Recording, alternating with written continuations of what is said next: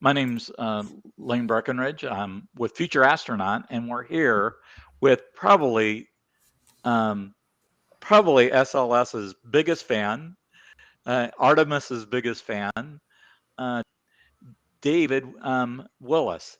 And joining me is Chad, also working with us from Future Astronaut. Um, so, David, I'm going to give you a chance to introduce yourself and tell us a little bit about yourself and how you got started with being SLS's biggest fan. All right. So my name is David Willis, and for those of you who don't know, I am like SLS's biggest fan. Um, and I got into SLS about when was that first forward join? About what was it 2018? I wasn't really a fan of really space before 2016, and I wasn't a fan of SLS until 2018. But when I saw NASA put these the upper portion of the rocket together, Hmm. that's when I became a pretty big fan of the rocket myself, and it became real to me, and I've been a fan of it ever since. That's at least the story I tell, because that's Okay. how it happened. Um, so, where did you watch the launch? I watched it Why don't from we start the with Saturn Center, where? so about 3 miles away from the launch pad. Wow. That's where I tried to watch from, and I couldn't get a ticket for it. Ah, yeah, those sell out pretty fast. Yeah, lessons learned. Yeah, I think I've kind of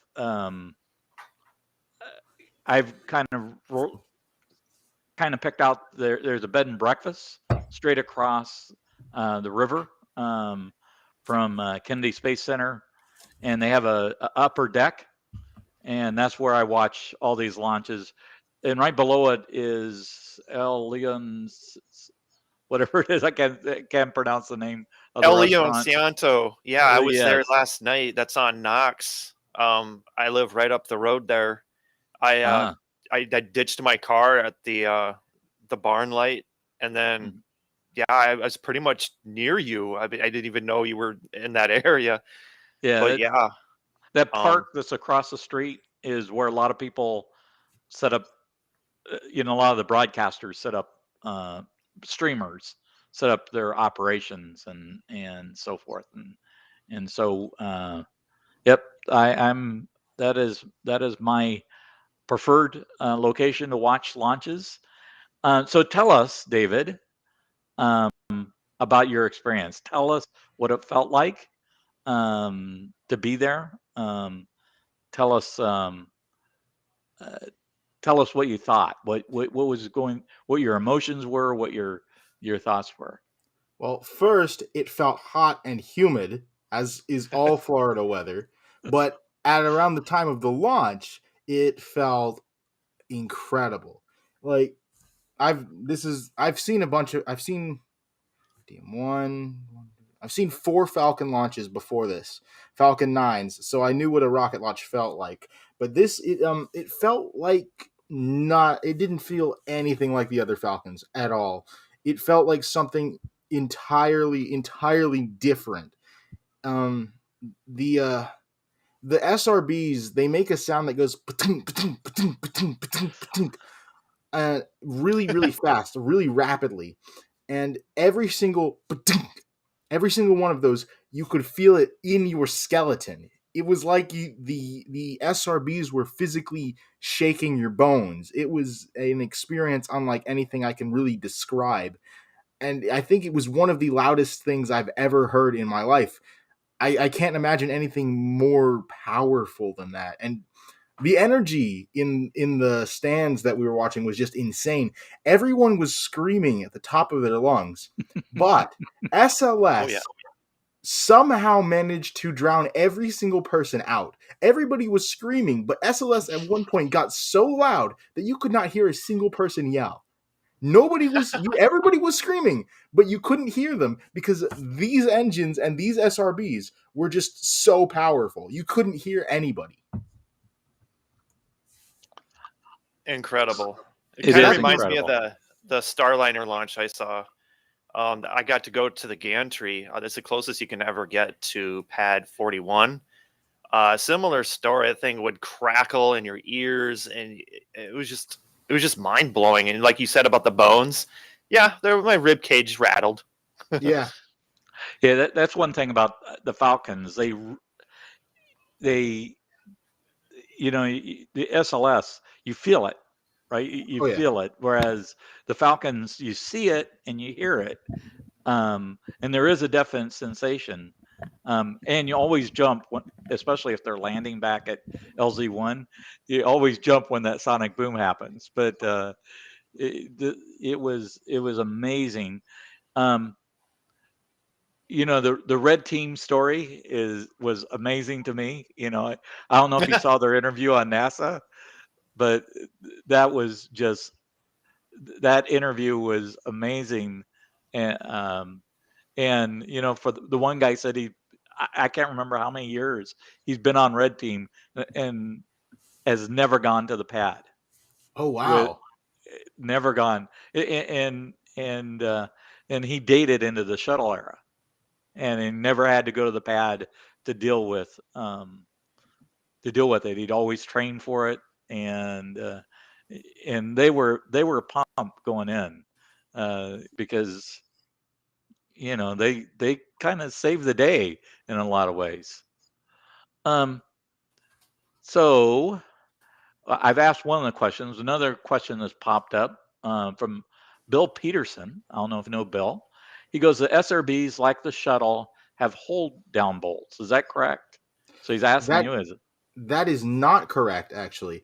The shuttle had hold down bolts because, in addition to a very tall, very large rocket, there was also a very long, very heavy space plane attached to one of the sides. Mm-hmm. And so, naturally, the center of mass was not directly over the boosters. So, if you just left it there, it could fall over. SLS does not have a space shuttle. Oh, hold on. I'm sorry. I'm going to backtrack. I'm getting this wrong. I don't want to be too wrong. The reason is when the shuttle is on the side of the vehicle, right? Mm-hmm. And it lights its engines. The engines are over here, but the stack is over here. So it pushes the stack over like that. That's the twang. It pushes it over. And if the bolts aren't holding it down, who knows what could happen? But with the SLS, they have the pins that if you actually look right here, the pins go into these little things right there. Mm-hmm. And typically in the shuttle there would be a hold down bolt in this little area right here that holds it into place, but they can just sit them on the pins without the hold down bolts because there is no twang. The rocket is fully in line, so all the thrust goes like that and not like that. And so the rocket doesn't need the pins or the hold down bolts because it can just sit there without any issue. Okay. And here, this whole time, I thought there were hold down bolts, like in the movie Space Camp. I don't remember SLS. It was SLS in Space Camp. It wasn't. Was that the space shuttle? No, that was a shuttle. So basically, no pyrotechnics.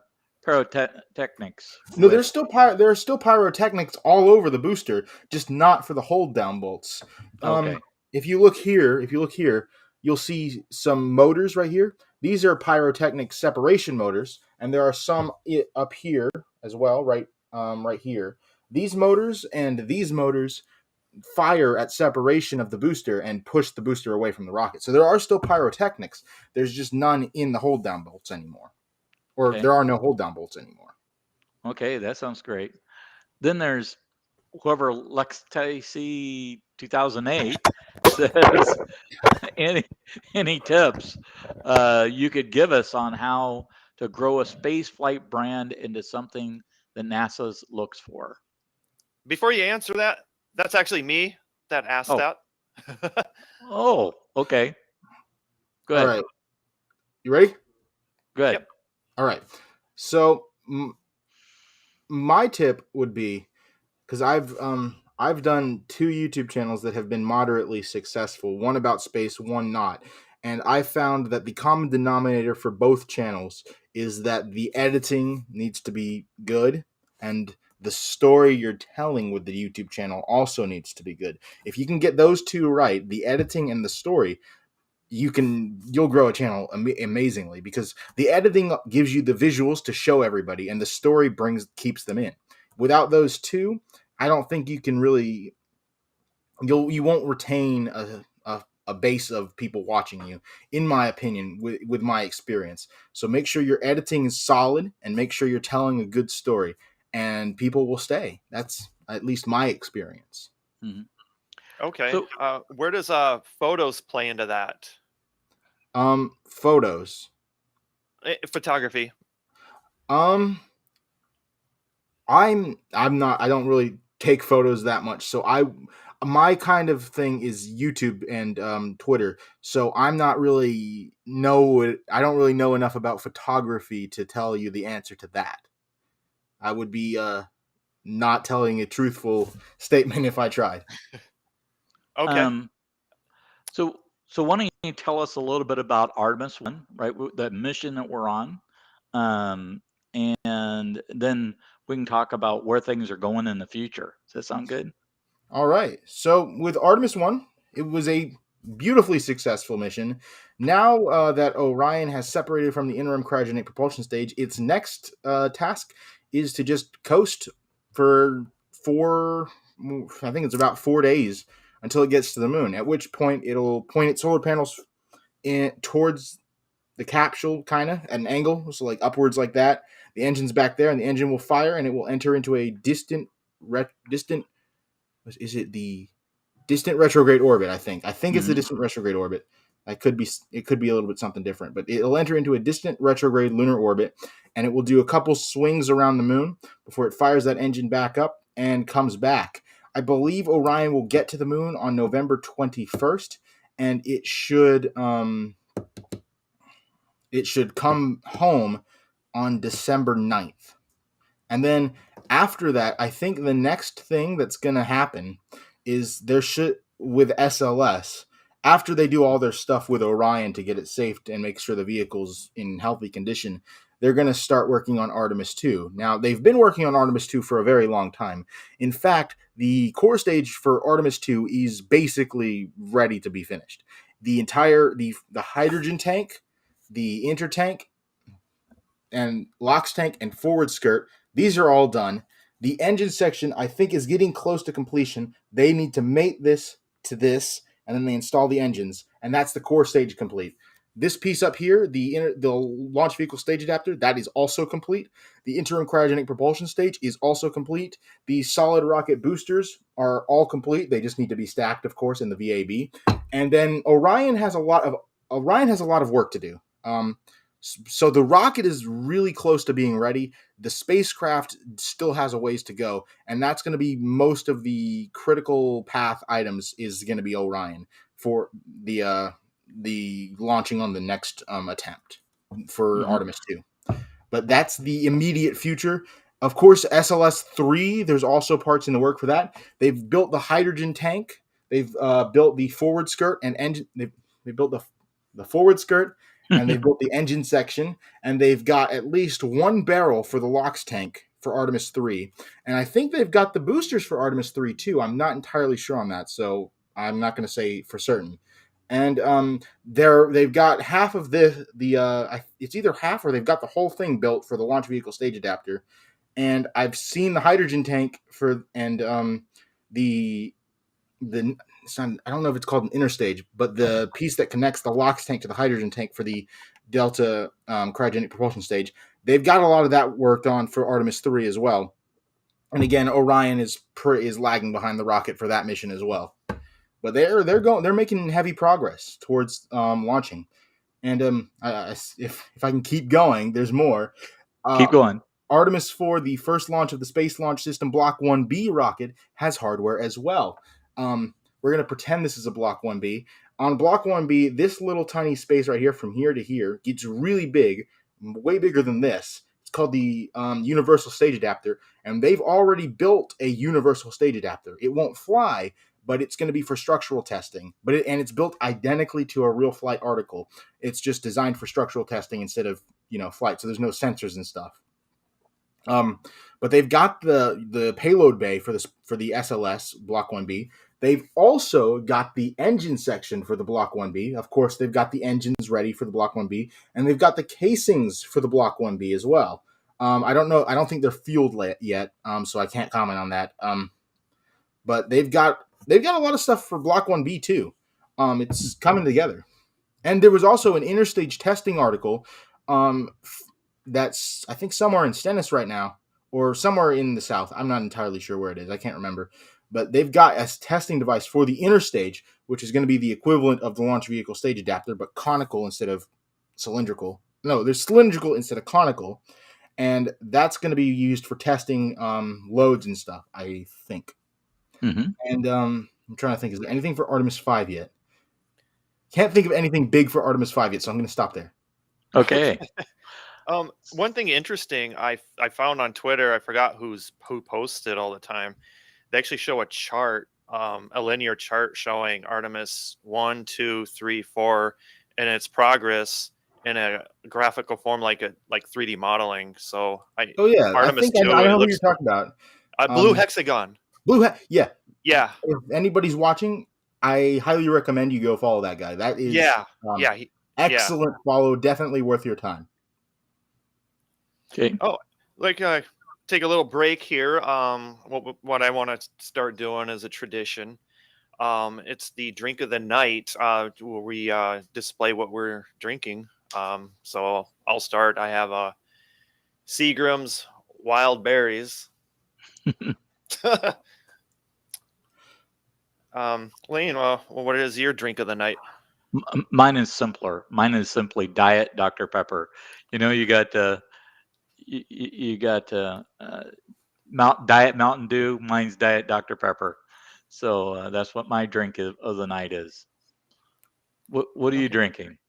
I'm afraid I'm going to have to say something even simpler. I've just got a plastic water bottle in my backpack behind me. Water's perfect.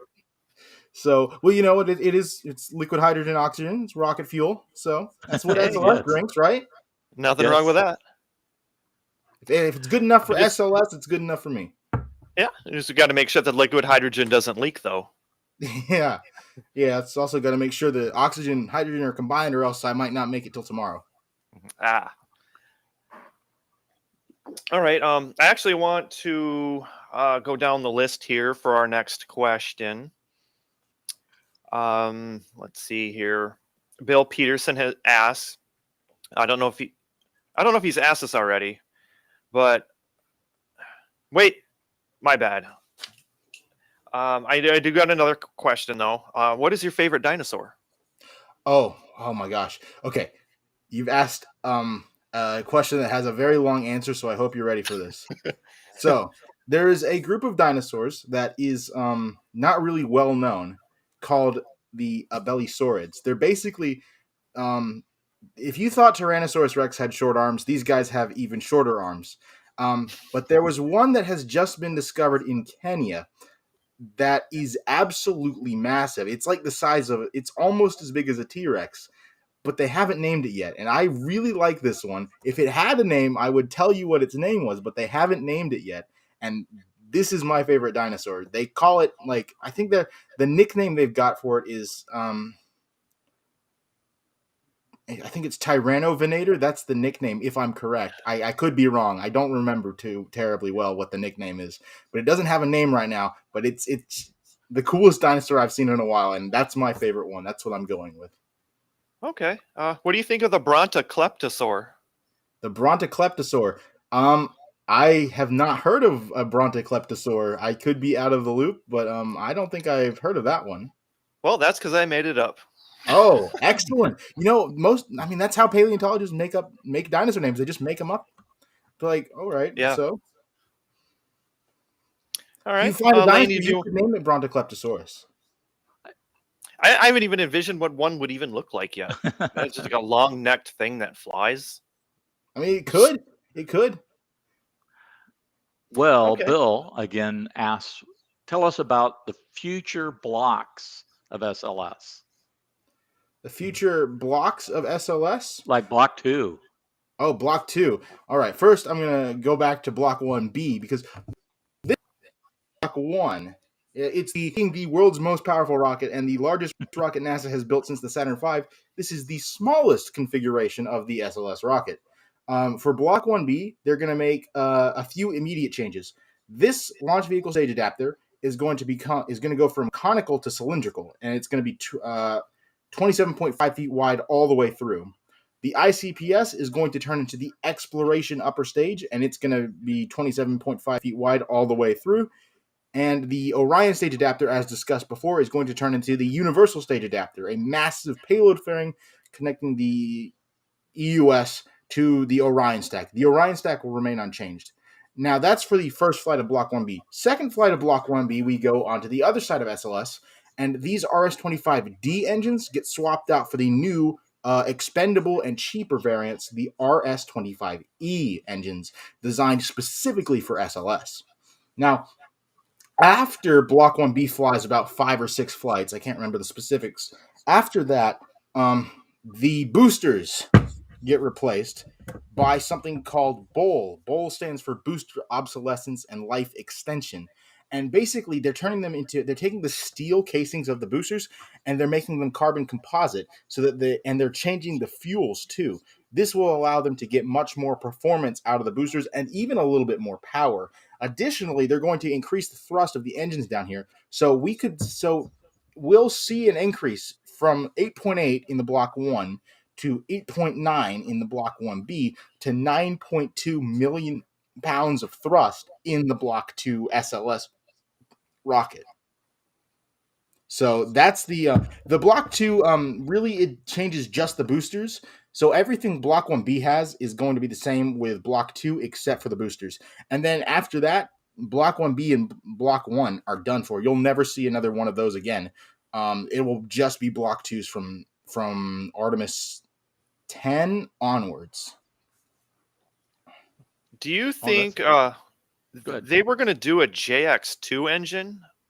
Would you have preferred that engine to be an upper stage engine?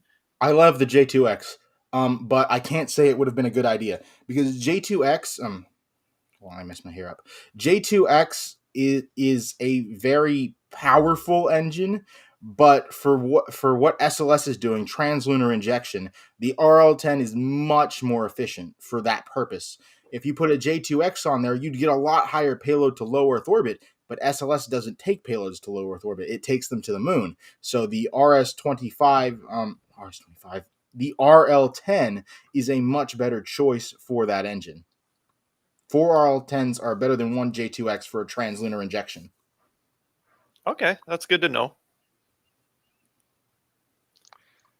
All right, Lane, you want to take the next question? Yeah, Bill's asking lots of questions. Tell us about the second mobile launch platform. So I believe work has started on the second mobile launch platform. I don't really know anything about how that's proceeding, though. So I wish I could answer that, but the only thing I can say is that the OIG doesn't seem to think it will be ready anytime soon. Okay. I don't know whether to agree or disagree at this point. Okay. One thing I noticed, the MLP is still out on the pad. My prediction is it's probably going to be there for another week because they do need to run out there and take some data from the mobile platform as well to get, just in case there's any issues or kinks they need to work out, which is really interesting because, that second mobile platform that you were just mentioning earlier, that could introduce a delay or whatnot to that. Yep. I do think you're correct. I think they will go out, spend about a week looking things over before they bring the tower back to the VAB for repairs and stuff. Mm-hmm. Yep. Yeah, I interviewed one of the people who work for NASA on the GSE equipment, and that's just an awesome. He was just so pumped, and he's still pumped about what's gone on with SLS and with Artemis 1. So it to me, this is a great thing for a lot of folks that have poured their heart and soul into this rocket. There's been a lot of people spending a lot of time over several years making this rocket happen, and it's just a significant achievement that's been accomplished. And the neat thing um, was that they all seven of the astronauts are out there that are nearly going to likely be the ones to fly on Artemis 2. Victor and a number of those folks are out there. Did you get a chance to see any of the astronauts while you were there? I think I got a glimpse of one as I was going to the launch site where I was going to watch, but I didn't. It was a glimpse at best, if Just I even glimpse. saw one. I saw someone wearing an all blue jumpsuit kind of thing, and I assumed, hey, that might be an astronaut, but not really, no. Sometimes you get those confused with the people who go into the gift shop and buy the astronaut suits. That might be what Sometimes that can't was. tell. That might have That's been. true. Might have been. That's true. I'm gonna have to. I've been typically I change my icon to the latest space thing on Twitter, so I need to switch over to Artemis. I had Starliner was the one that I had on Twitter, and that's the one I've been kind of uh, rooting for because it's they're struggling a little bit, and the team is struggling a little bit with that. Um, Timelines. Do you think NASA's going to hold all these timelines for Artemis 2? Artemis 3 is a little bit harder because there's The two lunar lander. organizations that have to come together. Yeah. But let's talk about Artemis 2. Do you think that timeline's going to hold 2024? I would say that it sounds pretty solid that it's going to go in 2024 because, like I said before, the SLS rocket for that mission is basically already done. It's just got to mate a few things and then it's ready to go. The issue that is arising is Orion is kind of lagging behind the rocket, not to the same extent as the core stage versus the rest of everything else for Artemis 1. The core stage was 3 years behind the rest of the rocket for Artemis 1, whereas Orion's just a little bit lagging behind in Artemis 2. The main showstopper is the fact that there is a part that they need for the Artemis 2 Orion that is currently on its way to the moon. And as you know, you can't exactly put that into the Artemis 2 Orion until the Artemis 1 Orion comes back. Right. So they've got to wait for Orion to get back, and then it takes about 18 months for them to process and get that avionics box, or it's an avionics box or some sort of avionics something. They have to take it out of Orion and then put it into Orion 2, and that whole process takes about 18 months. And since Orion's going to be around the moon for about a month, we can expect earliest we'll see an Artemis 2 mission is in 19 months from now, which is in 2024. But the issue that I haven't seen any specific issues to the vehicle, but there was an OIG report that they said they think it's going to take 27 months. I don't know how they came to that number. I would like to hope that they're incorrect, but OIG is kind of they know what they're doing sometimes. So I guess it remains to be seen. I'm going to be optimistic and say 19 months personally, but OIG says 27, so you got to take that too. You got to take that into consideration too. Either way, 27 months, that's about 2 years, 3 months from now. So that'll be early 2025. So anywhere from late 2024 to early 2025, you'll see SLS Artemis 2 launch. Okay. All right. Yeah, Bill Peterson also said that he'd seen damage on the mobile launch platform. So that there's a tweet that came out that said that occurred, which you would think the largest rocket ever. Yeah. The first time it's been used, there would be a certain amount of damage to the pad. GSE damage. Yeah. Let's see. Now Bill wants to know where you got your SLS model from. The first ever rocket launch I went to see was Demo Mission 2 with I'm going to embarrass myself because I can't remember off the top of my head what the astronaut was. It Bob Behnken and Doug Hurley, right? It was Bob Behnken, Doug Hurley launching to space on a Falcon 9 rocket, and in the Kennedy Space Center gift shop, I bought this guy for a probably too expensive amount of money. But hey, that's in theme with SLS, right? So it's all part of the experience. Yeah, But I got this guy 2 years ago at the Kennedy Space Center, and it's funny because now the stand that it sits on, there goes the space shuttle. Stand it sits on is now correct. It is the world's most powerful rocket. there we go. Oh yeah, the world's most powerful and brightest. World's brightest rocket too. Was it brightest as well? I gotta watch Scott Manley's video on that I think tonight. Scott Manley did a video on it, and I watched it. He said that it was because of the particulates that were coming out of the SRBs, made it the brightest rocket ever. I think he said N1 might have been brighter, but he didn't say for sure, so I don't think it would have been because it was all liquid fueled as opposed to solid fuel, and so that's what I'm gonna go with. I'm gonna say it's the brightest as well. Yeah. I think Tim Dodd was telling people that N1 was still more powerful, but what they say is this is the most powerful to orbit, right? This is the most powerful. This is the most powerful. This is, if you want to be correct, this is the most powerful operational rocket. Right. Yep. And I guess you could even say it's the most powerful rocket because there are no more N1s.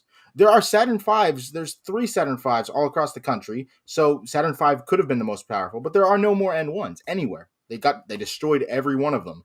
So there's no more N1s, which would mean that in the world, this is the most powerful rocket. So world's most powerful rocket.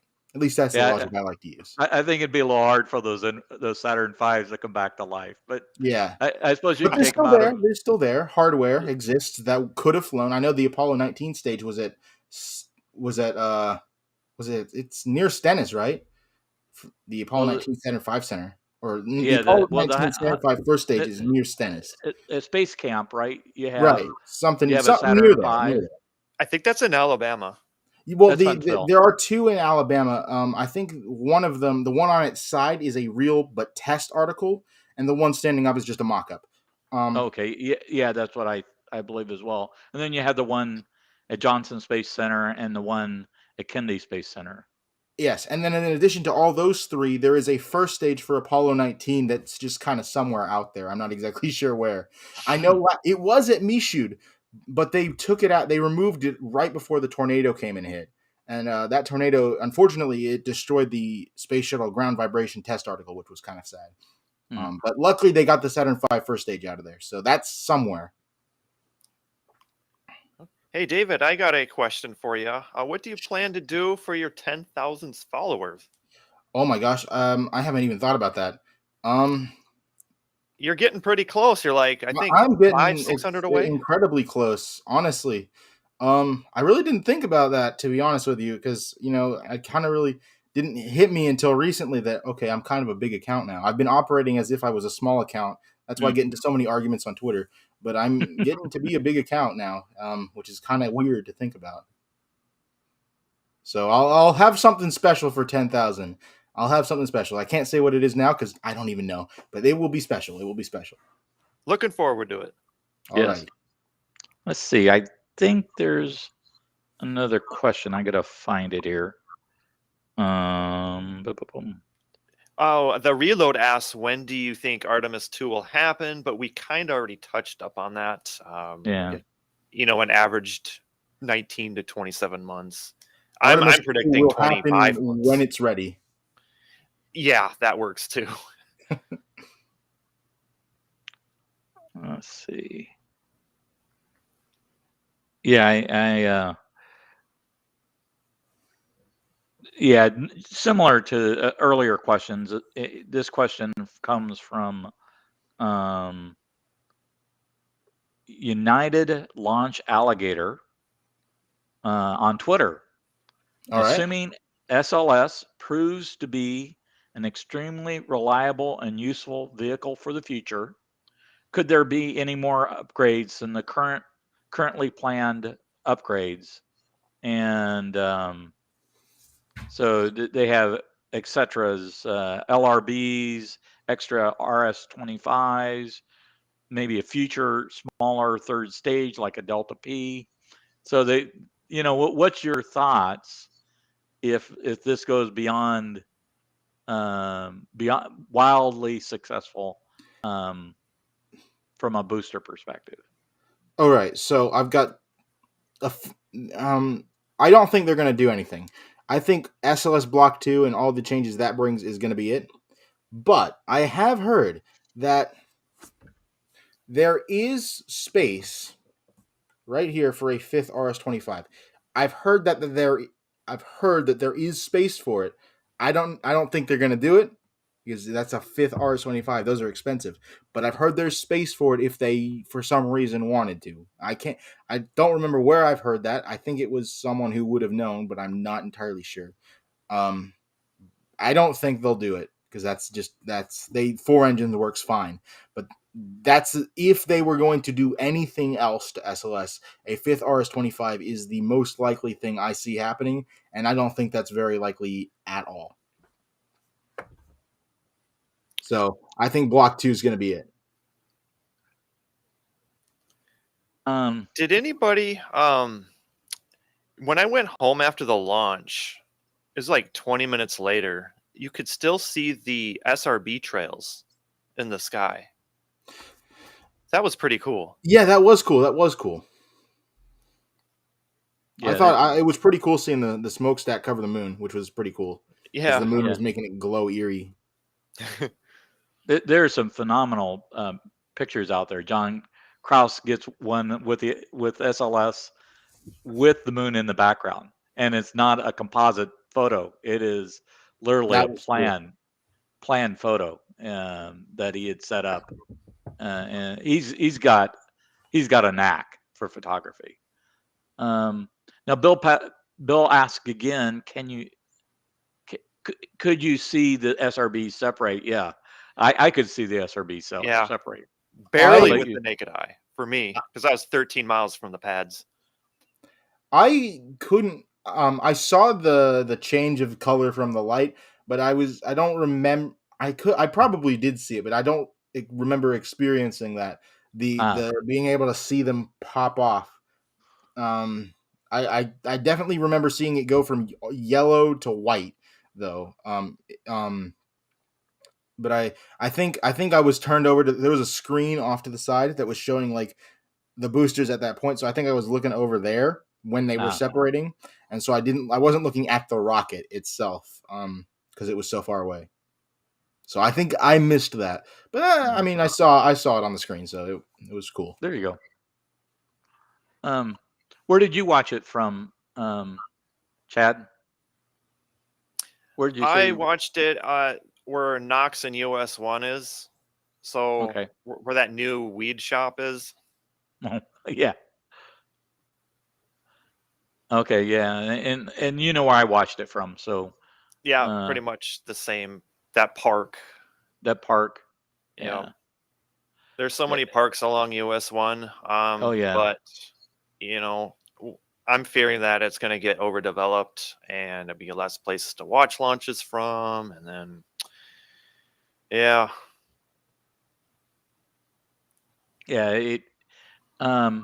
so what's your next launch that you're going to go watch? What's coming up that is exciting? That's within 2 years, right? You're not going to wait till Artemis 2. You're going to go see another launch. What do you think you're going to go see? I had to go twice for SLS, so I think I'm about rocketed out for a while. The one that I'm considering going to see next, if I go see one at all before Artemis 2, because I'm not sure I will, is Crew Starliner. Because then I will have seen Crew Dragon, Crew Falcon 9, Crew SLS, or a crew module, not specifically because there's of course no astronauts up here, but I will have seen the crewed version of a Falcon 9, the crewed version of an SLS, and the crewed version of a Starliner, and or of an Atlas. I mean, yeah. So I'll have the trifecta if I go see Artemis, if I go see OFT or CFT1 or whatever it's called now. No, Falcon. Vulcan. Oh man. Oh, why you have to remind me of that? Oh, now I have a decision to make. Okay, Vulcan. That's coming. What, into January, February? That's what they're saying. I think No, I beginning of might miss the January, first but Vulcan launch. I might miss the first Vulcan launch. Because Dream Chaser might be the more interesting launch. Or no. Now hold on. Now I'm remembering things. Okay. Sorry if a specific person heard me say that, because I remember now. The first Vulcan launch has something special on it, and I think I should go see that first one. Okay. I don't know. This thing literally launched today. I just got back home from Florida. I should not be deciding what I'm going to go see next the day of this launch. Okay. But it's good to know we are living in what I consider an exciting time, right? yeah, We've gone from Falcon 9s to Falcon 9s landing to Falcon Heavies to um, SLS. We're about to have Vulcan early next year. We're going to And see Starship Atlas 5. What? and Starship too, right? Well, Uh, I'm a believer the Starship's going to launch. The big difference is the first launch, the OFT of Starship. is Um, it, it's that'll not be in it's not an Texas though. operational mission, right? it's it's like I was excited when they did Grasshopper in Texas, right? So that was a Right. excitement for me.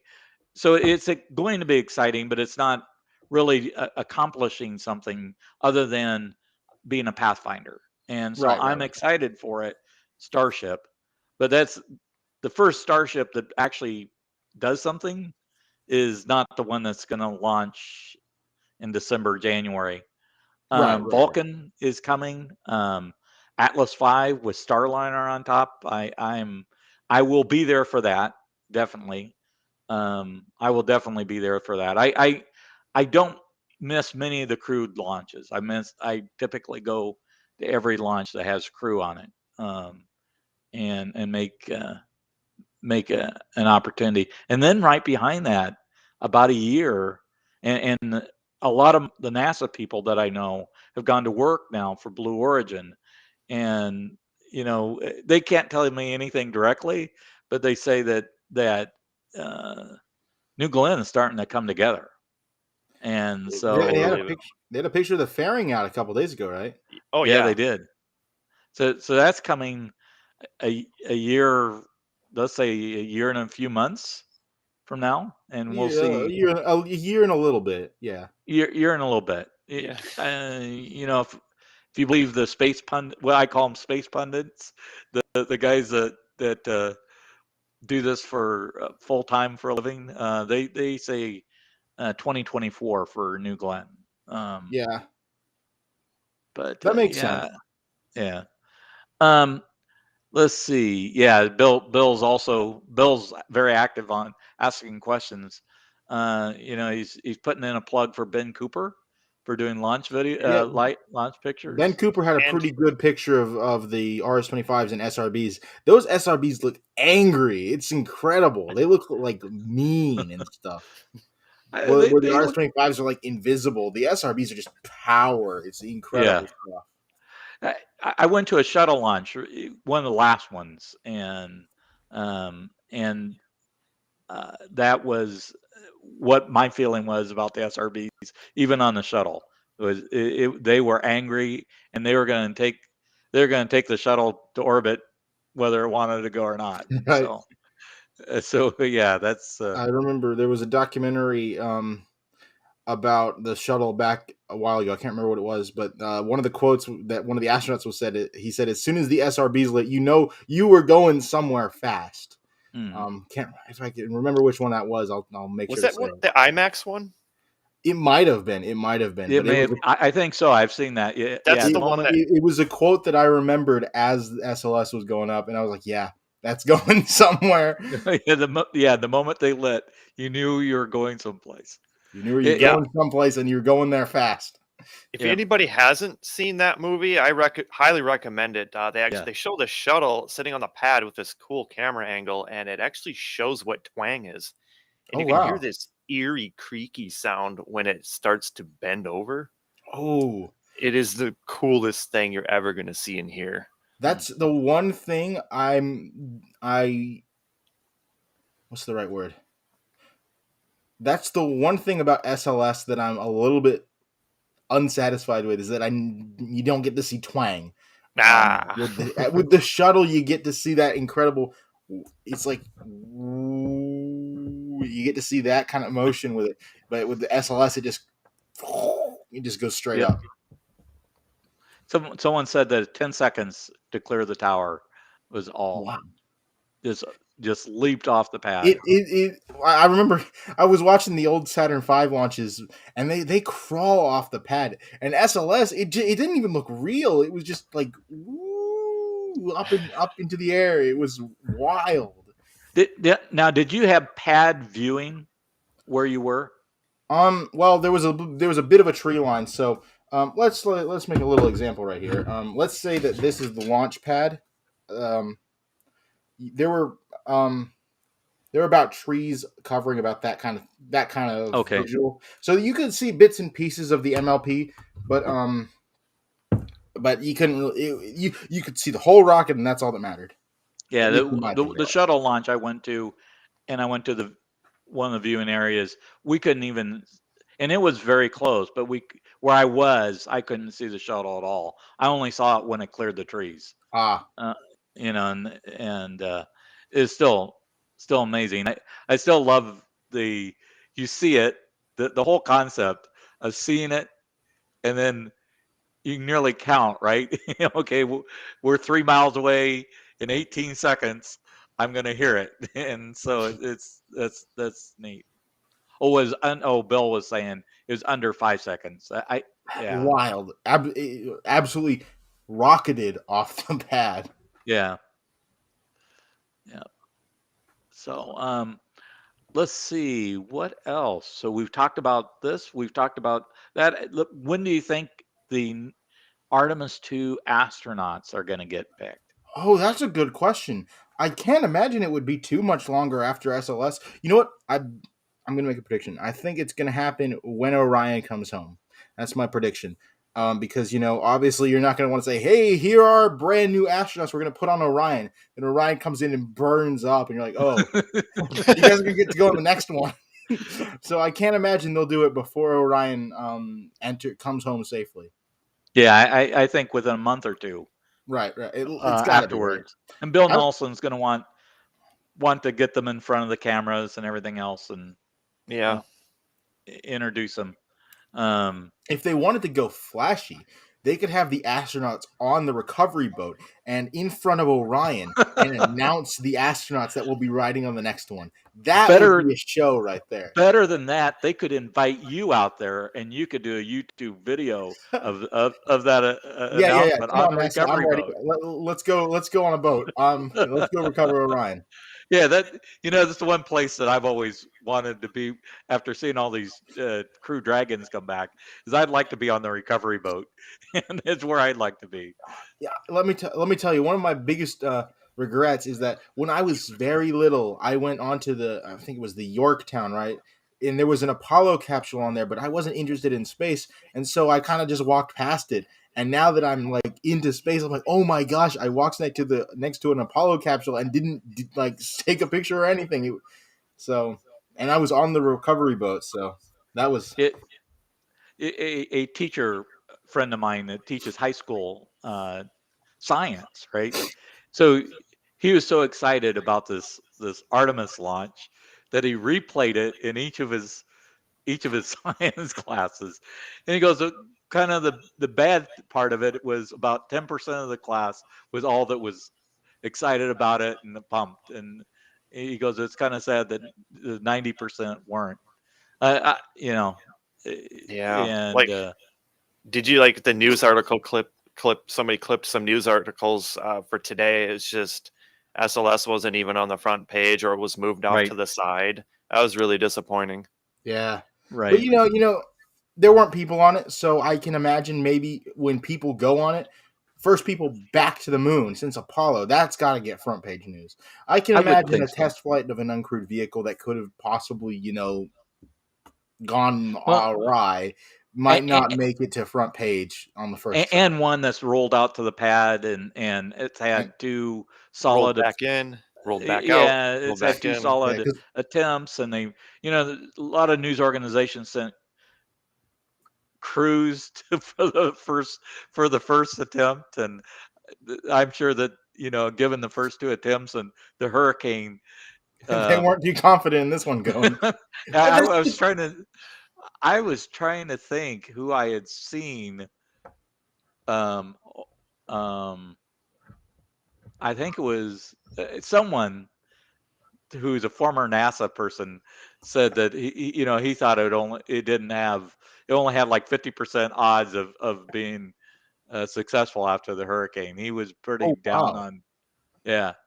Now, as we know, that's not true, And but that's the crazy part, because nothing really went wrong. It all went nothing. Nope. perfectly. You know, everyone's like all worried about the what was the half It was a like a little piece of millimeter. paper that was on the capsule. Yeah, Yeah, there was the So film. they've right about a little bit above this black line, they've got a piece of like industrial grade caulk, I think is what Scott Manley called it, and it had Yeah. about that much of it had fallen off, and people were worried a little bit about it. Yeah. But the little piece of caulk, the leak, and an Ethernet switch were really the only issues. And the funny thing is, the only thing that actually delayed the launch was the Ethernet switch, which delayed it about like 30-40 minutes.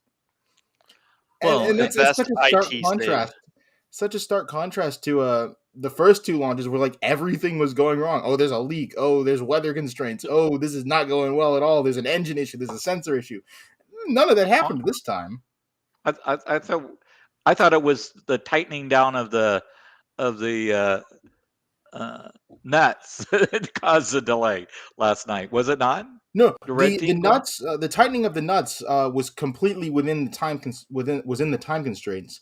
The delay was specifically because of the Ethernet switch. They Oh, went out wow. there and they had to fix it, and the initial fix was projected to be 70 minutes long, which would have been finished 20 minutes before the launch window opened.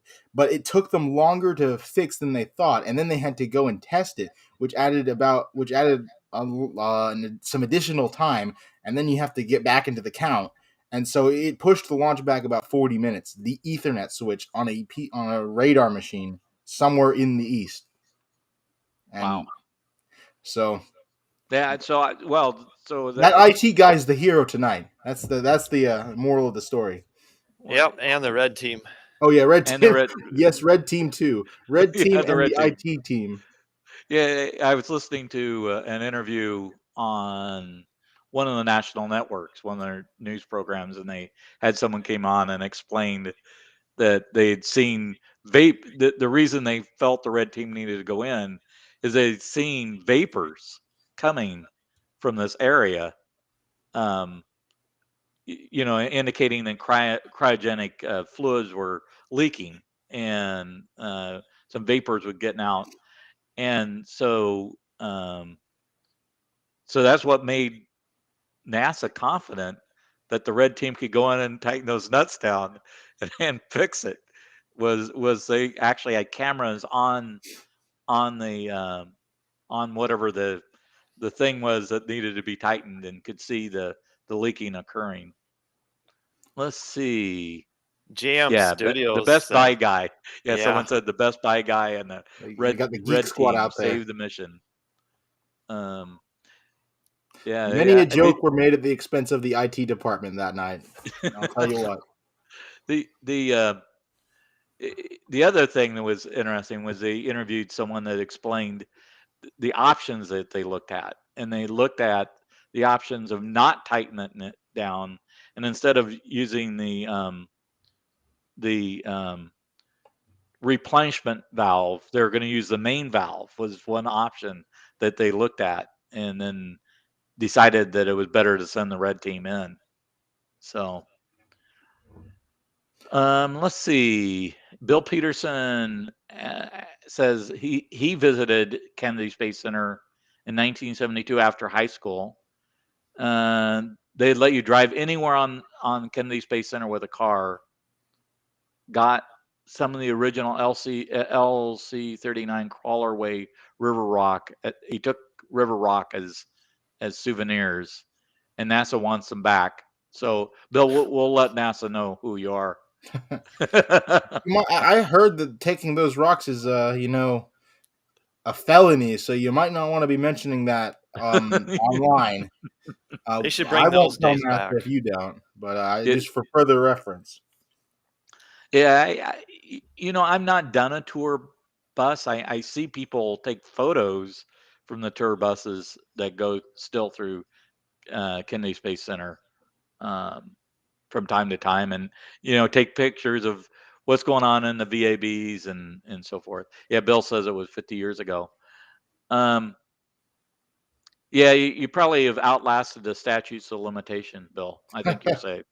So, um, let's see. What So what do you think of Artemis 3? Tell us about Starship and where you think it is.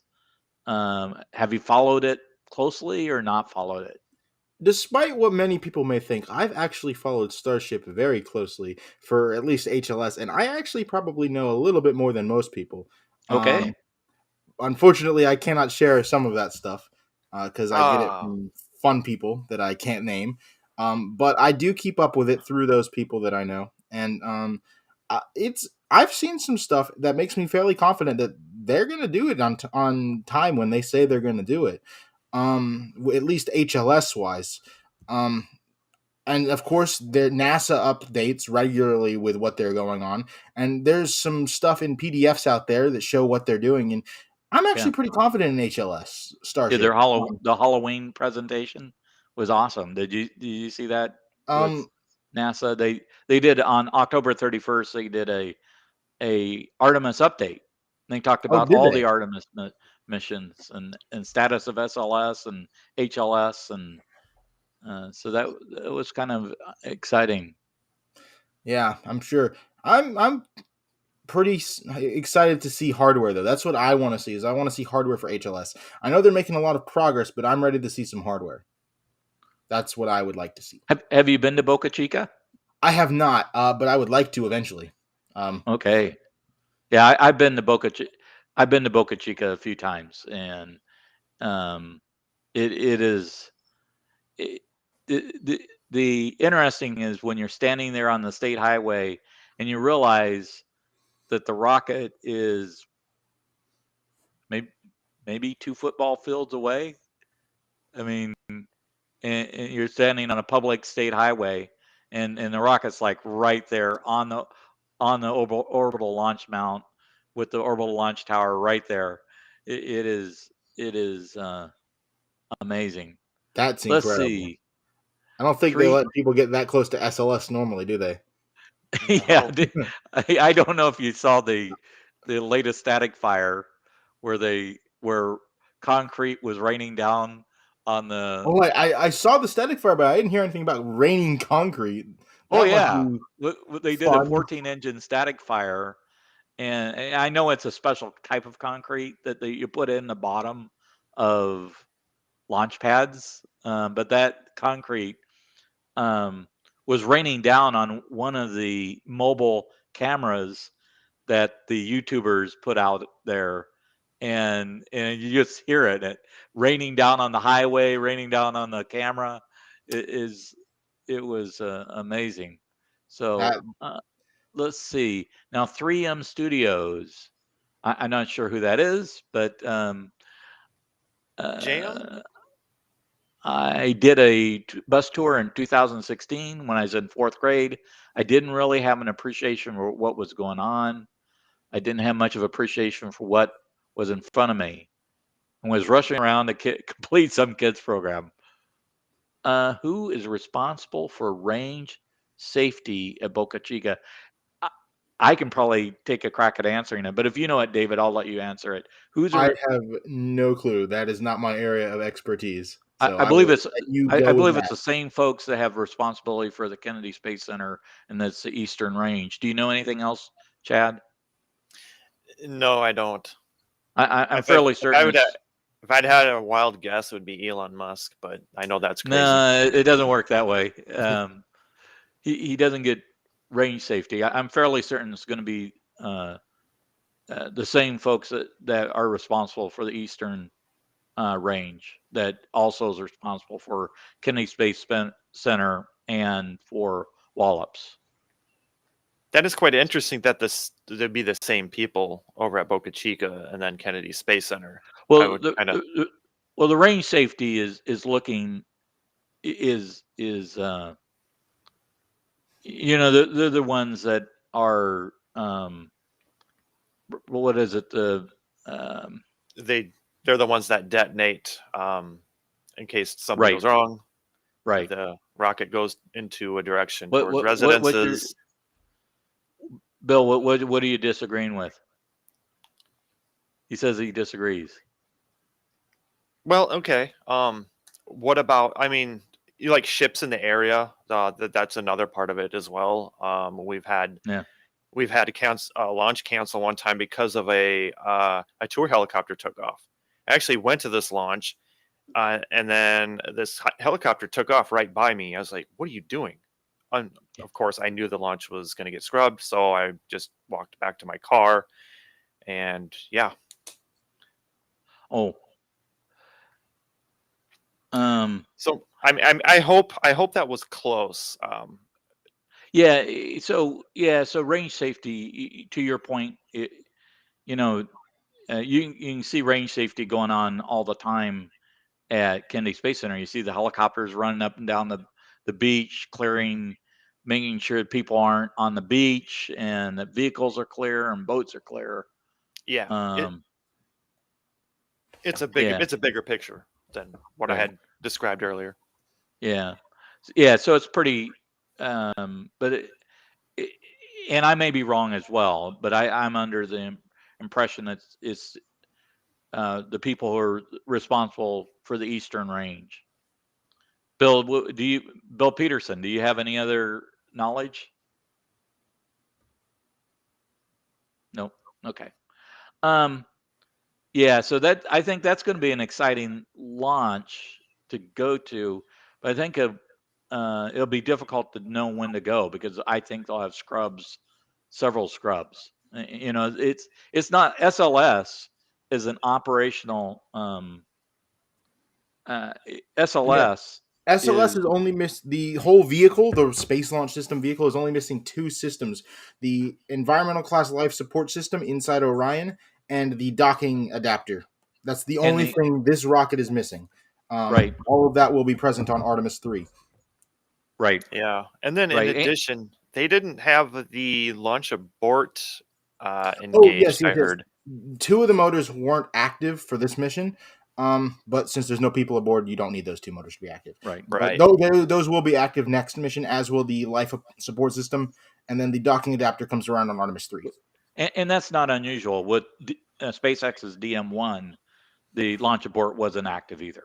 Right. It wasn't until DM2 that they actually activated the launch abort. So that's yeah. The rocket is fully operational. The Orion is almost fully operational. Yep. And so definitely it is very close to being completely operational. From a crew rating perspective for SLS, when does it get actually deemed as operational and crew rated by NASA? Do you know when that occurs? I mean, I know it's been operational now. As soon as it completed its mission, it is an operational vehicle. Okay. As to when it officially becomes crew rated, I mean, Space Shuttle was crew rated before it even flew, and this is basically a space shuttle without the orbiter, if you want to think about it in that sense. Okay. So, I mean, I think it's crew rated as of right now, but that's just the opinion of some guy that doesn't really know anything about the program. So I think it's crew rated as of right now. I would consider it crew rated. But I'm sure NASA has paperwork that they do, and they're going to announce when it can officially fly crew, Yeah, I'm sure there's paperwork that it's got to go through, and they've got to look at all the data. You always hear that. We'll go through the data, and then they'll make the final decision. Let's have a vote. Octagonal solar panel arrays or the straight ones for Orion. The neatest thing that I thought the coolest thing was the pictures from Earth taken off uh, the Yeah. solar arrays on Orion itself. And when they went to light and do a course correction, um, you could see the camera vibrating because the rocket was firing. Right, the ESM was firing, and the camera was vibrating as it was going through its course correction. That was pretty cool. Another cool thing was that when the Orion solar panels were out, you could actually at one point see the SLS core stage falling back to Earth, which was pretty cool to see. Oh, Oh really? yeah. Yeah, Yeah, that's cool. I missed that. it's like bank security camera quality, Uh, like 4 pixels kind of deal. It wasn't well, high quality, but you could see the core stage. It was there in the well, background of one of those images. and one thing that I don't think people realize is, a lot of people complain about the quality of the images coming back. Um, and, the rocket's been in development for a long time, and a lot of the cameras, the whole concept, a lot of the cameras are engineering grade cameras versus, the things that we see, even our cams on our computer are better quality than from an engineering perspective, from visually what people see. So, um, Right. Additionally, the camera views from that shot weren't too terrible. You could no, see a lot of detail on the ICPS. It was just the core stage was so far away that there wasn't right, very much quality to the core stage. But the right. ICPS, you could see all the corrugations, all the little Oh, cool. indentations in the foam. Um, we have, um, we've taken your, we've taken an hour, and we appreciate your time. Chad, do you have anything? I think we've kind of Yeah, ran I the think I've gamut of covered all the. everything. I think we ran the gamut of all the questions that our viewers had. Here at Future Astronaut, we really want to get people excited about space, and you are probably one of the most excited people out there about space. You and a few of those guys out there have daily arguments about Yeah. different topics. So I'm glad that maybe we can get together for the Starliner mission when I'm in Florida, and uh, I'm not sure I'm going Yeah. to go down for the Vulcan, not until it carries people. I Vulcan just Vulcan with people is I wonder if Vulcan with people is gonna fly first with Dream Chaser or Starliner. I believe That'd be Dream interesting. Chaser. But You my think Dream own, Chaser? yeah. Even I though I'm a think big, so. even though I'm a big fan of the Starliner program, and I know some folks over at Boeing, um, I just get the sense in reading the materials that come out from Boeing about how they're losing money on the crew program and stuff like that, and the fact that they did not bid to extend beyond the 6 missions, right? With NASA, all they're doing is their 6 operational missions. That's it. Oh, SpaceX is really? doing the SpaceX is doing the rest. It's like all the way through 2030 Oh my till the god. end of the Yeah. ISS. Yeah, I didn't like that news very well. Yeah, that's And, kind of and depressing. yeah, so I kind of got the impression that Boeing is kind of saying, "Hey, Wait. Hold on a second. Starliner is reusable, right? I mean, there's that whole joke Starliner can be reused up to 10 well, times when it flips over. So why are they only doing 6 missions if they can reuse each capsule like a whole lot? I think it's 10 times. They they are only contracted to do 6 missions. Now you got to remember they take each capsule and it goes to the next mission, right? Right. They do reuse their capsules. They do reuse their capsules.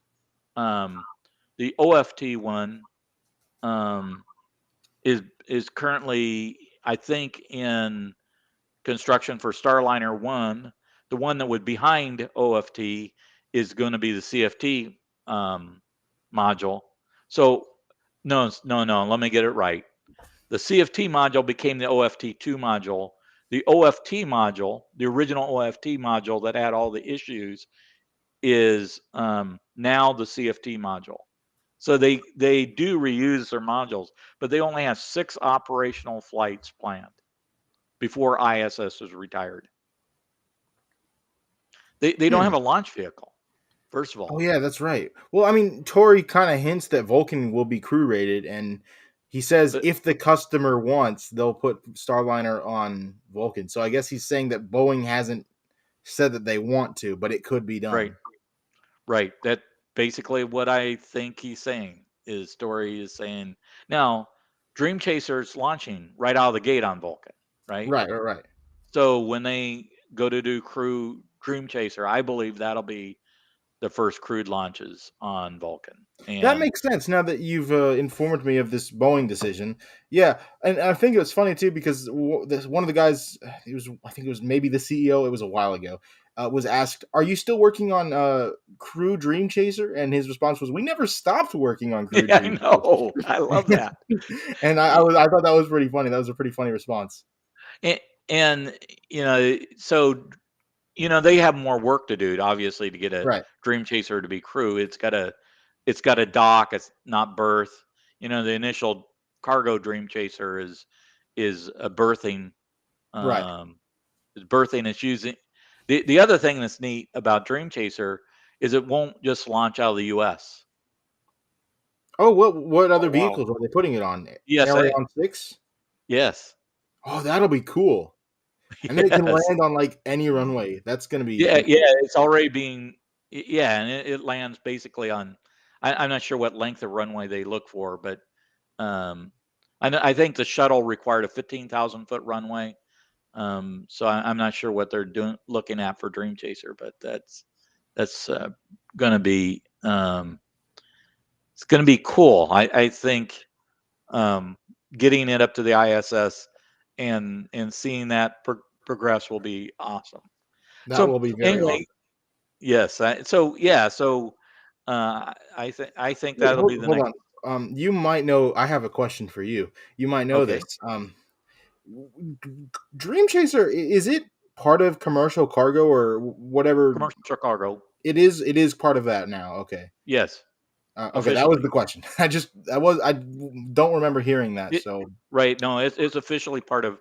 It's not part of commercial crew. right, I know So that. it's commercial. Its crew aspect, I think, would be going to one of the commercial space stations. Well, if Boeing Yes. only bids for 6 flights, is it possible that Dream Chaser could come in and do some Now they flights of its own? NASA's awarded everyone all the flights through 2030. Ah, okay. So it's So all the six Starliner all flights, and then everything else is SpaceX. everything else is SpaceX. Oh They've wow, they've awarded it every flight through 2030. So um, now that's assume ISS deorbits in 2030, but I think given kind of the political situation, I think it's going to be hard to continue unless there's a big change in the political situation within the world with the situation that's going on. additionally, And with Artemis, it'll be like, hey, if we just push this thing into the ocean, we'll have a lot more money to work with for the Artemis program. So they may have incentive there to not continue it. yeah, so you have Blue Origin that's has the whole commercial space station. There's several commercial space stations that are underway. And Bill Peterson also would like to buy your buy your SLS model if you're willing to sell it. Unfortunately, this guy is not for sale. He is mine Oh, forever. So Well, he's sticking with how me. how tall is that thing? Oh my gosh. It's it's uh, this tall. so Um, so Bill, I suspect that if you go either to the Johnson Space Center or the Kennedy Space Center and go to the visitor center, that you can buy that model. that's where I got it. Yeah. It's still there. Last I checked, when I went for SLS the first time. I didn't go to the KSC for the second time because I was just there for the launch. But I mean, I can't imagine it won't be now that it's actually launching. Yeah, there'll be a lot more excitement around SLS. Just uh, I believe. So anyway, Oh yeah. thank you for spending an hour and 15 minutes with us. Well, thank you for Thank you for having me. It being, was a lot of fun. Yeah, you're welcome. yeah, and yes, and we will be back together. Maybe you and I can do we can do a Starliner. If Group I'm get if I'm together able with to come Chad. down and see it, I will gladly do that. Oh, I'll try to get tickets for it. If I can't, I'm gonna have to pray to God. Well, if we can't get tickets, I tell you that bed and breakfast that's right behind that restaurant has got this deck. It is a perfect viewing location for launches out of 39, 40, 41, all those. So, okay. Well, thanks a lot. Have a good evening. I will see you at the next launch. All right. Bye Okay. Bye bye. bye. See you, Right. everybody. Bye. Go Artemis. Go Yeah. SLS. Go Orion. Go NASA. Go NASA.